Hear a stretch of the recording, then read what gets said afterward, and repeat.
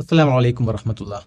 അള്ളാഹുവിൻ്റെ കൽപ്പനാ നിർദ്ദേശങ്ങൾ അനുസരിച്ചുകൊണ്ട് ജീവിതത്തെ മുന്നോട്ട് നയിക്കുന്ന വ്യക്തികൾക്ക്, അവർ പുരുഷനാവട്ടെ സ്ത്രീയാവട്ടെ, ഇഹലോകത്ത് തന്നെ വളരെ വിശിഷ്ടമായ ജീവിതം അള്ളാഹു പ്രദാനം ചെയ്യും എന്ന് ഖുർആനിൽ നമുക്ക് കാണാൻ കഴിയും.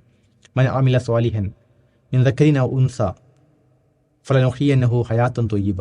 ഇത് ഖുർആൻ വളരെ വ്യക്തമായി നമ്മെ പഠിപ്പിച്ച വിഷയമാണ്.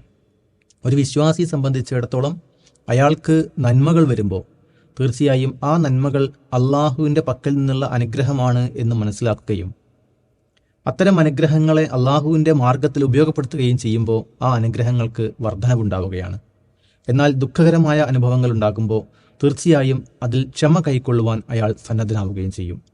ഇവിടെ നബി സല്ലല്ലാഹു അലൈഹി വസല്ലം സൂചിപ്പിച്ചൊരു വസ്തുത, അജബൻ ലി അംരിൽ മുഅ്മിൻ ഇന്ന അംറഹു കുല്ലുഹു ഖൈർ. ഒരു വിശ്വാസിയുടെ കാര്യം അത്ഭുതകരം തന്നെയാണ്. അവനെ സംബന്ധിച്ചിടത്തോളം എല്ലാം അവന് നന്മയാണ്. അവന് ഒരു നല്ല കാര്യം വന്നാൽ തീർച്ചയായും ഫശക്കറ ഫക്കാന ഖൈറൻ ലഹു, അവൻ അള്ളാഹുവിനെ സ്തുതിക്കുകയും അത് അവന് ഗുണമായി തീരുകയും ചെയ്യും.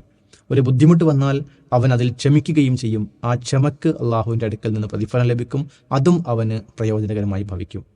ഇനി ഒരു മുഅ്മിനല്ലാത്തൊരു വ്യക്തിയെ സംബന്ധിച്ചിടത്തോളം അയാൾക്ക് ഈ രൂപത്തിലുള്ള ഒരു അനുഗ്രഹം വന്നാൽ, ഒരു നന്മ ജീവിതത്തിലേക്ക് കടന്നു വന്നാൽ തീർച്ചയായും അയാൾ അതിനെ വളരെ ആർത്തിയോടുകൂടി സമീപിക്കുകയും അത് കൂടുതൽ ലാഭകരമാക്കി മാറ്റാൻ അതിന് ഏതു മാർഗവും അയാൾ അവലംബിക്കുകയും ചെയ്യും. അപ്പോൾ സ്വാഭാവികമായും വ്യത്യസ്തമായ മാർഗങ്ങളിലേക്ക് അയാളുടെ പ്രവർത്തനങ്ങൾ വ്യാപരിക്കുകയും വളരെ അപാരമായ ആർത്തിയോടുകൂടി അയാൾ അതിനെ സമീപിക്കുകയും ചെയ്യുമ്പോൾ അയാൾക്ക് പലപ്പോഴും സംഘർഷങ്ങളും സമ്മർദ്ദങ്ങളും മാത്രമാണ് ബാക്കിയായി ലഭിക്കുക. ഇനി ഏതെങ്കിലും രൂപത്തിലുള്ള പ്രയാസങ്ങൾ വന്നാൽ മുഅ്മിനല്ലാത്തൊരു വ്യക്തിയെ സംബന്ധിച്ചിടത്തോളം അതിൽ ക്ഷമ കൈക്കൊള്ളുവാൻ അയാൾക്ക് സാധ്യമല്ലാതെ വരികയും അത് അയാളുടെ നാശത്തിന് കാരണമാവുകയും ചെയ്യും. ഇവിടെയാണ് നമുക്ക് രണ്ട് ഉദാഹരണങ്ങൾ കാണാൻ കഴിയുന്നത്. ഒന്ന്, ഇസ്ലാമിക പണ്ഡിതനായിരുന്ന ഡോക്ടർ മുസ്തഫ സിബായി. അദ്ദേഹത്തിന് ഒരിക്കൽ തളർവാദ രോഗം വന്നപ്പോൾ ശരീരം മുഴുവൻ തളർന്നു പോവുകയും അദ്ദേഹം ശയ്യാവലംബിയായി മാറുകയും ചെയ്യുകയാണ്.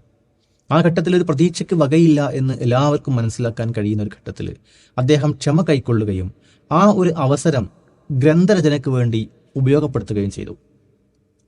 ആ രൂപത്തിൽ ഇസ്ലാമികമായ സമൂഹത്തിന് ഏറ്റവും കൂടുതൽ ഉപകാരപ്രദമായ ഗ്രന്ഥങ്ങൾ അദ്ദേഹത്തിൽ നിന്ന് പുറത്തു വരികയാണ്. ആ ഒരു അവസരത്തെ പോലും വളരെ പോസിറ്റീവായി അദ്ദേഹം ഉപയോഗപ്പെടുത്തുന്നു. എന്നാൽ ഭൗതികവാദികളായ പല ചിന്തകന്മാരെ നമുക്കറിയാം. അവർക്ക് ഇതേപോലെ സംഭവിച്ചപ്പോൾ അവർ ആത്മഹത്യ ചെയ്യാൻ വേണ്ടി ശ്രമിച്ച സംഭവങ്ങളും ചരിത്രത്തിൽ കൃത്യമായി നമുക്ക് കാണാൻ കഴിയും. അപ്പോൾ ഈ രൂപത്തിൽ യഥാർത്ഥ വിശ്വാസികൾ ഏതു രൂപത്തിലാണോ ജീവിതത്തെ സമീപിക്കുന്നത് ആ രൂപത്തിൽ സമീപിക്കാനുള്ള ഒരു തൗഫീക്കും ആഫിയത്തും അള്ളാഹു നമുക്ക് എല്ലാവർക്കും പ്രദാനം ചെയ്യുമാറാവട്ടെ.